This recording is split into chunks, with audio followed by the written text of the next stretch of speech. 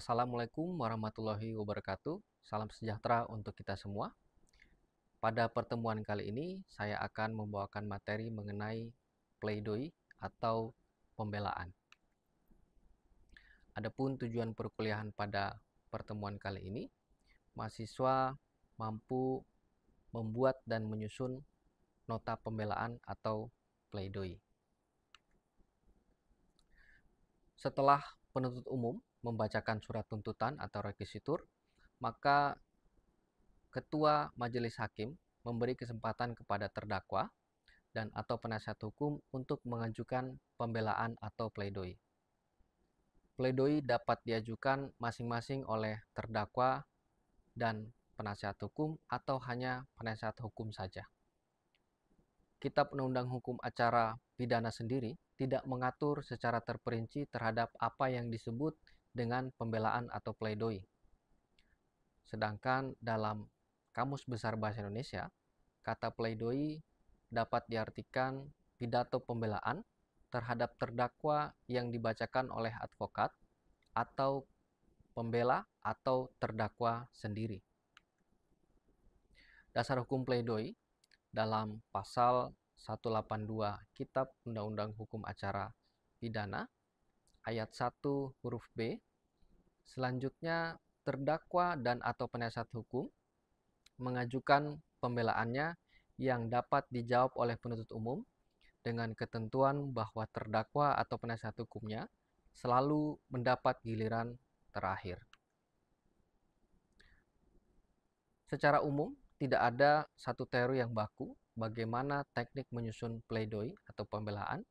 Sementara itu, pleidoy merupakan sebuah instrumen yang sangat penting dari pekerjaan seorang pengacara dalam mendampingi seorang terdakwa di persidangan. Kitab Undang-Undang Hukum Acara Pidana tidak mengatur apa yang harus diuraikan dalam pleidoy dan bagaimana bentuk atau susunannya. Dalam praktik, bisa diamati terlihatnya bentuk dan susunan pleidoy yang berbeda antara satu pengacara dengan pengacara yang lain.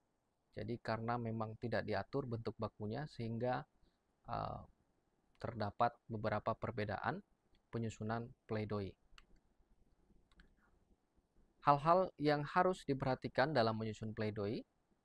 Dalam mengajukan pembelaan atau pleidoy, biasanya terdakwa atau penasihat hukumnya mengajukan tanggapan antara lain, surat dakwaan penuntut umum kabur, penuntut umum keliru dalam menerapkan undang-undang atau pasal yang didakwakan, penuntut umum keliru melakukan analisis terhadap unsur-unsur delik yang didakwakan, dan penerapan terhadap perbuatan terdakwa yang dipandang terbukti. Penuntut umum keliru dalam hal menilai alat-alat bukti atau menggunakan alat bukti yang saling tidak mendukung. Delik yang didakwakan adalah delik material, bukan delik formil. Mengajukan alibi pada saat terjadinya perbuatan pidana. Perbuatan terdakwa bukanlah perbuatan pidana, tetapi perbuatan perdata.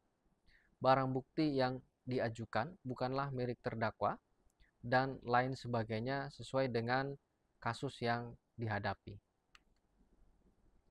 Adapun struktur atau susunan pleidoy pada umumnya, yang pertama bagian awal pleidoy itu biasanya ada judul, kemudian nomor registrasi perkara, tujuan pleidoy kepada ketua majelis hakim yang mengadili perkara tersebut, pengantar, kemudian uraian identitas terdakwa.